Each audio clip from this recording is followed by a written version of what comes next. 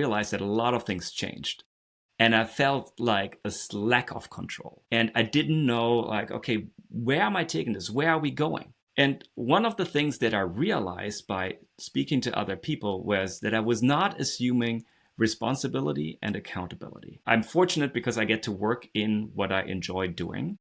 But when you feel disconnected and you feel a victim of the circumstance, that's where, for me, I start to lose out and feel depleted and feel low on energy and feel like I'm lacking drive. So for me, it was important to actually state what I wanted to happen, what I expected, what I want to hold myself accountable for and want to deliver at the end of the day, even though part of that work wasn't defined.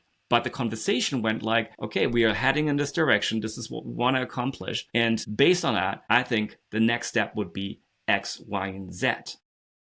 Do you agree? We had a conversation about this. And then I took ownership by saying like, okay, I will deliver this by then. And I will need feedback from you by another date. What this did is it made me take charge of the situation. It allowed me to feel ownership. And with that, responsibility and accountability. And with that, it gave me something that I could drive and I could take control over. I think if we think about the same analogy and what you did here, sometimes that mission that the service agent is called for is already adventurous, brings in an element of difficulty and challenge into it.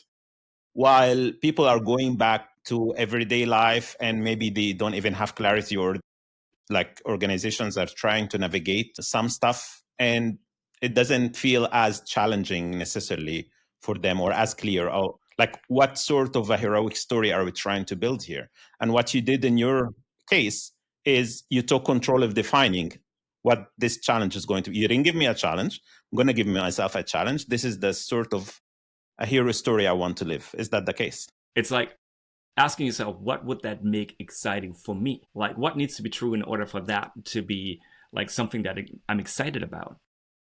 And if you look at like the sources of motivation, like one of it is autonomy, one of it is purpose, and one of it is kind of the enjoyment you feel going into something.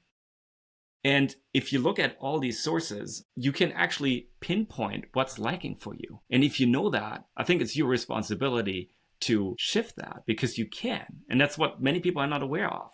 Like, I can change the way I see work. And in that might lie the freedom to like give it more meaning, give it more purpose, and find that like sense of control. And then you have something that excites you.